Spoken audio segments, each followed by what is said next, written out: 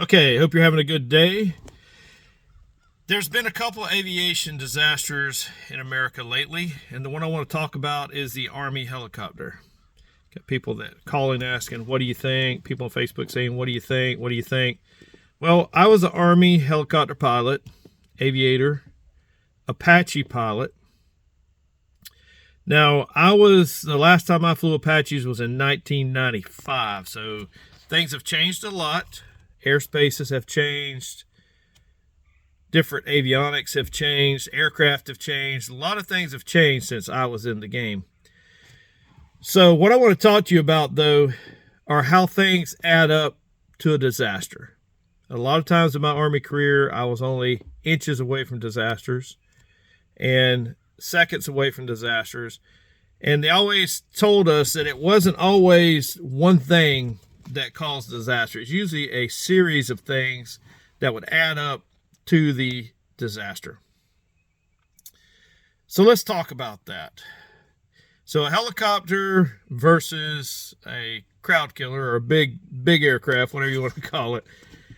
Not a funny thing, but it is what it is. The helicopter, first and foremost, the disaster started happening years ago.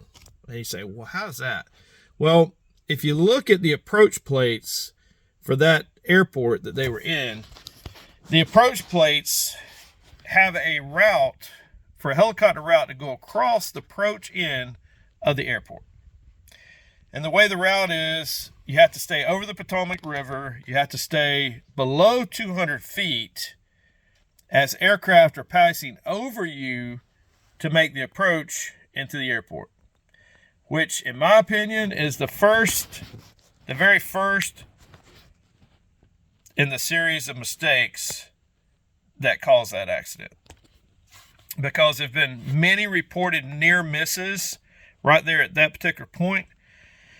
And it takes both the airliner and the helicopters coming down that route to be really on it and to be perfect.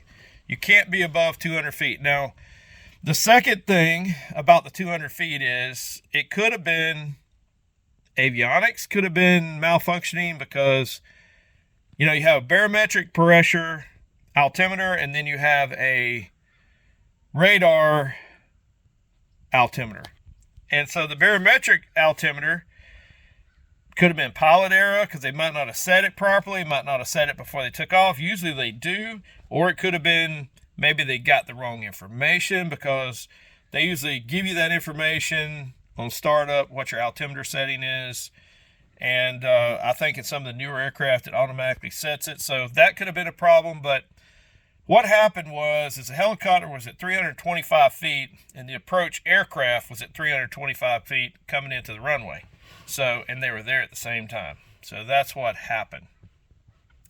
Now, all the things causing up to that is, first and foremost, there should never be a transition route under an approach of an airport, especially a major airport. However, DC is one of those tight airspaces where there's probably nowhere else to put it. But when you start talking about altimeters, the radar altimeter sometimes over water, I remember in the Apache, our Doppler wasn't very good over water. So I don't know if it would have errors and things like that. So I don't know if that could have been a play on the altitude. But the bottom line, the helicopter was 125 feet above its ceiling. Now, the second thing that happened in a series of mistakes was in the helicopter, they're using night vision goggles, of course, to go down the river, which is part of training, but that's in a heavily congested area. And night vision goggles, you can't see visible light. You only see shades of green. And also depth perception is really hard. You also don't have very much peripheral view. It's also hard to transition in and out of the aircraft, looking at gauges and things like that because your eyes are accustomed to the night vision goggles. Then you got to focus down into the aircraft to read altimeters, things like that. Unless you're in one of the more advanced aircraft like the Apache where it has the altitude and everything displayed right across your view, then it could be very challenging. So that was the second series of mistakes. The third series of mistakes for the helicopter was they were trying to do a training / test eval in a busy area. So here you got, someone that's needing an evaluation. You're going out in a busy area. So right out of the gate, one of the pilots is behind the power curve, meaning that they're a little slower at getting things done and it's more stressful for them because they're in the middle of getting a evaluation. So you only have really one pilot with their head looking out and a crew chief. The crew chief is in the back. So he's looking out on the sides. He can't really see straight ahead very much. So the check pilot, the warrant officer, was having to deal with giving a check ride, night vision goggles, separating from traffic, and a lot of things going on at one time. Plus, no telling how good or screwed up the check ride was going. So that brings us to number, fourth in the series of things that happened. The person that was being check rided, the person that's taking the check, was a captain with 500 hours. And as we know, she had another job. Even though she was in the Army, she had another job, and that was basically being a activist politician with the Biden administration, which doesn't make you, incompetent, but what it does say that you're doing something other than flying most of the time. You're doing something other than studying most of the time. It means that you're not focused 100% on Army aviation or aviation in general. Hence, probably needing the check ride. So that was another screw up in the series of things that added up to the disaster over the Potomac. Now, the next thing, let's look at the air traffic controller and let's look at some of that stuff. Everybody's like, well, the air traffic controller. Well, first and foremost, it's the pilot's responsibility not to hit other aircraft. The air traffic controller can do the best they can do, but they're not perfect, and they're busy, and they got a lot of shit going on. But the air traffic controller, twice the pilot asked for visual separation through that traffic.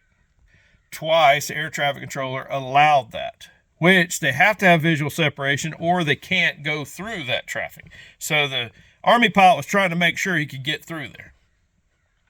Now, the air traffic controller gave them visual separation, but was also noticing that they were on the collision course. He's seen that. He even said, do you see the aircraft in front of you? Do you see the aircraft in front of you? Okay, so right there in that statement, you need to be more specific. Do you see the aircraft at your 10 o'clock, 12 o'clock, or 1 o'clock, or 2 o'clock? That would have keyed the Army pilot in to think that, I think what the Army pilot had seen the aircraft that had just landed and missed the one straight at 12 o'clock, especially under goggles. So the air traffic controller could have said, do you have the aircraft at 12 o'clock at your level? And by saying that, that would have cued the Army pilot into saying, oh. The next thing the air traffic controller could say is, turn left to avoid the aircraft at your 12 o'clock at your level. That would have been another good statement instead of saying, be sure you pass behind the aircraft in front of you. Well, there were 2 or 3 in front of them, and all the lights with night vision goggles are probably all blending in, and you don't have much peripheral, so he's thinking, yeah, I'm good. So that is another mistake in the series that caused this crash. So when you start adding all that up, it becomes a screw up and a disaster. And then we're going to talk about, Army aviation in general, the aircraft itself. So a lot of these aircraft are not equipped with ECAS and all the avoidance things that the commercial aircraft have, or that some of the Army spec ops aircraft have, which, could that avoid it? Probably. It would have, it would have been screaming. We call it Bitch and Betty, the avionics. They would have been saying, danger, danger, danger, whatever it says in that particular aircraft. And they would have got a cue to, something's about to go wrong bad. So that's another thing is, the avionics inside that aircraft. I don't know what it was, but, in the Apache, we didn't have an obstacle avoidance in the A models, so I don't know what they have now. That is a big, that probably could have saved some lives. I think the other screw up was they had the big aircraft, the big jet. He was coming into runway 1, and then they had him divert to runway 33, which is if you look at the approach plates, is a much harder approach to make. You got to go in and make an S-turn. You're right over the Potomac. You got to make an S-turn into runway 33, which anytime you're making turns and an approach, you're trying to focus on the runway as opposed to focusing on things, to the right or left of you. And those big aircraft, they can't see underneath them. They can't see to the side very well and underneath. So, that's another screw up. Maybe they should have let them just come on into runway 1 where it's much easier.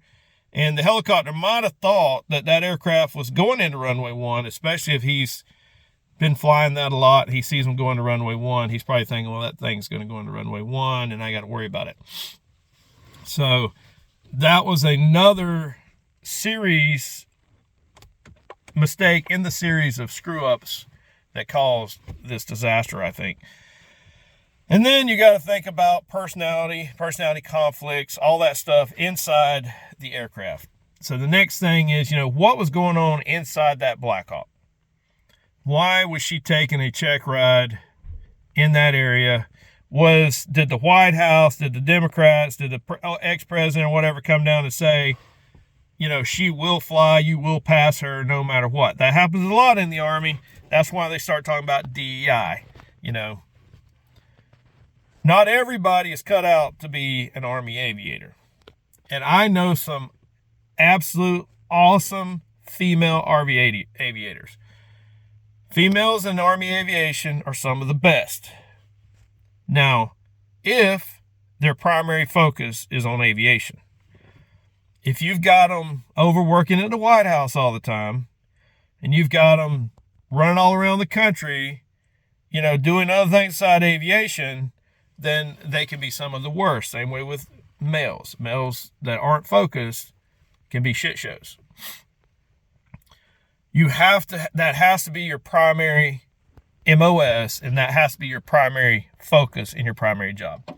So in no way am I going to say that being a female or being a lesbian or whatever she was is the problem.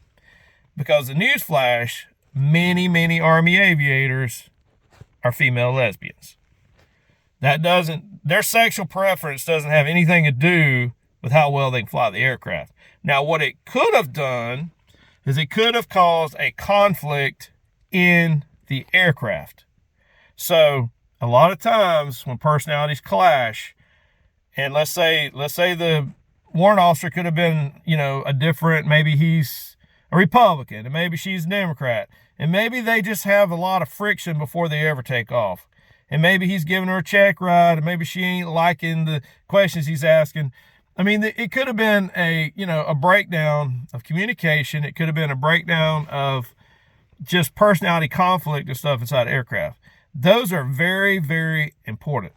What I would like to see is the risk analysis of the risk eval form that we all had to fill out before we flew as Army aviators. And on that form, they ask questions like, how much sleep have you had? How much alcohol have you drank? Have you had a fight with your wife? Have you, when's the last time you flew in the last, 30 days? How many hours do you have? I mean, it goes down and it basically gives a risk assessment of you and the person you're flying with. And then the commander looks at it and he says, okay, they can fly or they can't fly. So I would like to see that piece of information also. I would like to hear the cockpit recording to see if there was any kind of arguments going on, or if any kind of, either way, tit for tat stuff going on, because personalities can crash aircraft, especially personality conflicts. So these are all things that probably added up to a big disaster. And in the Army, and I hear now that Army aviation is kind of a shit show now, and I hate to even say that. A lot of my friends got out because they're trying to push through people that are not qualified for the job. Meaning, they want so many of certain race in there, or they want so many of certain sexual preference in there, or they want so many of certain whatever, the Biden administration was trying to push. They were forcing them through. In other words, they could fail 2 and 3 and 4 times and still get to go. As opposed, when I was in there, I went through flight school in 1988 and 89. You don't get many second chances.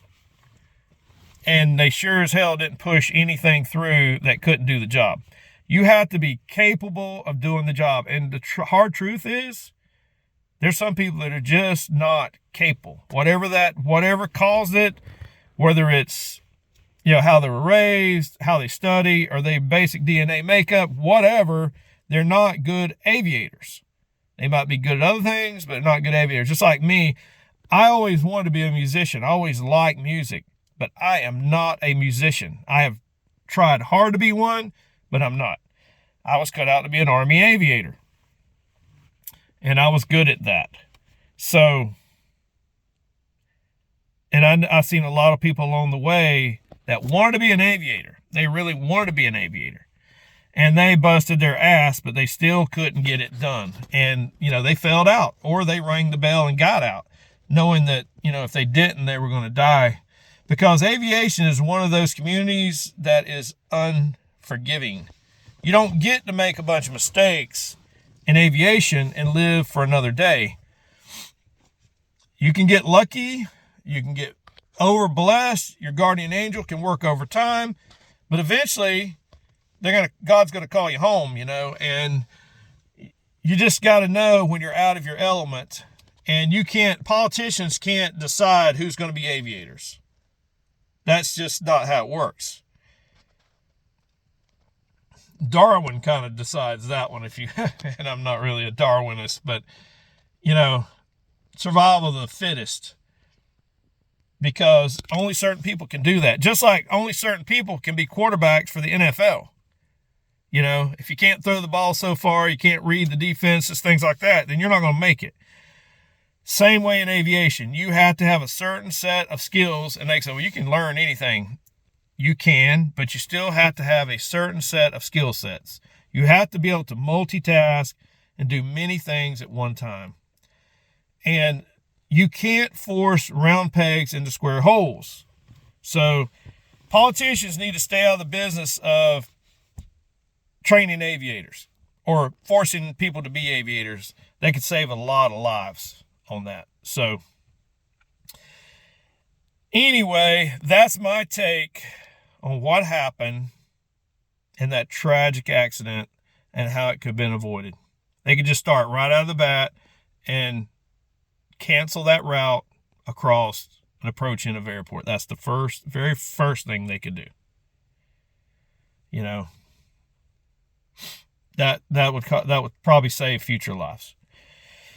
All right. Hope you guys are having a great day. Go out and make yourself, your family, and your fellow warrior better.